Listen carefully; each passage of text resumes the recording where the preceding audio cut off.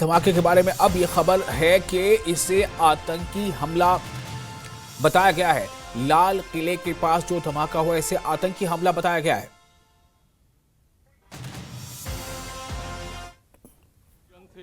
जो है आसपास की गाड़ियों में भी क्षति हुई। जैसे ही इसकी खबर मिली हम सारी एजेंसी जो है दिल्ली पुलिस। तो लाल किले के पास आतंकी हमले की पुष्टि हो चुकी है। लाल किले के पास जो धमाका हुआ, जिस धमाके में 8 लोगों की मौत हो गई, उसके बारे में बताया जा रहा है कि ये आतंकी हमला है। और लाल किले के पास जो धमाका हुआ है इसमें आईईडी के इस्तेमाल की आशंका व्यक्त की जा रही है। इस बात का शक जाहिर किया जा रहा है कि इसमें आईईडी का इस्तेमाल हुआ था। पीएम ने गृह मंत्री अमित शाह से बातचीत की है। वजीर आजम नरेंद्र मोदी ने वजीर दाखिला अमित शाह से इस ताल्लुक से बात की है। प्रधानमंत्री ने गृह मंत्री अमित शाह से बातचीत की है। इससे पहले हमने आपको खबर यह दी थी कि गृह मंत्री ने पुलिस के जो सीनियर ऑफिशियल्स हैं उनसे बात की थी और इस घटना की जानकारी ली थी। तो लाल किले के पास जो धमाका हुआ और इसे आतंकी हमला बताया जा रहा है। लाल किले के पास आतंकी हमले की पुष्टि हो चुकी है और ये 4 तस्वीरें फिर से एक बार आपके सामने। मेरे पीछे जो आप देख रहे हैं ये लाल किला के अंदर जो प्राचीर में आप अंदर प्रवेश करते हैं, यह मुख्य द्वार है। लाल किला के यहाँ पर मुख्य द्वार है जहाँ से लाल किला के अंदर जाते हैं। और ये देखिए लाल किला का जो मेन गेट है, इसी गेट से अंदर जाते हैं। और अभी यहाँ पर इन्वेस्टिगेशन की प्रक्रिया चल रही है।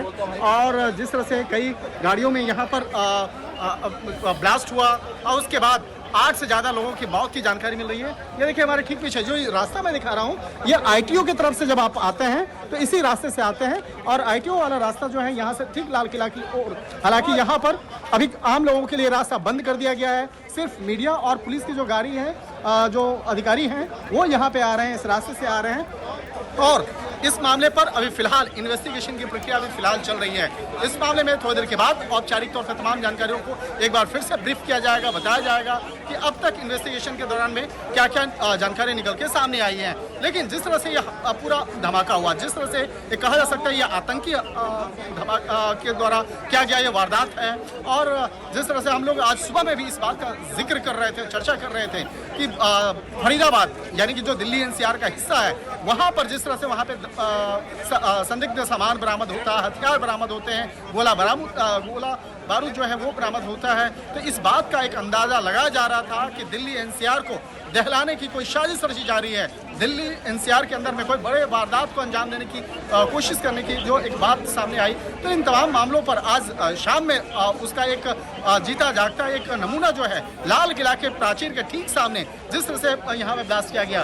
देखिए लाल किला का मुख्य द्वार है और ठीक इसके सामने ये मेट्रो स्टेशन का गेट है, जहाँ पे आप फायर डिपार्टमेंट की गाड़ी देख रहे हैं। यहाँ पर ही यहाँ पर जो मेट्रो का गेट है वो था, जहाँ पर वो ब्लास्ट होता है, धमाका होता है। और धमाके के बाद कई लोगों का जो बॉडी के जो कई हिस्से हैं वो यहाँ पे देखे गए। और यहाँ पर कहा जा सकता है कि धमाके इतना जोरदार था कि गाड़ी के अंदर में जिस तरह से आग लगी और उसके बाद कई लोगों का जो बॉडी के अलग अलग हिस्से जो है इस रोड पे यहाँ पड़ा हुआ था। और जिस वक्त में मैं यहाँ पे पहुँचा था उस वक्त में भी यहाँ पर कई लोगों के जो छत जो बॉडी के हिस्से हैं वो यहाँ पे पड़े हुए थे। हालांकि अब एक तरह से कहा जा सकता है कि इस मामले की गंभीरता को देखते हुए जो आईबी की टीम है वो भी यहाँ पे तैनात की है। इसके साथ ही थोड़ी देर में एनएसजी की भी टीम यहाँ पर मौके पे मुआयना करने आ सकती है।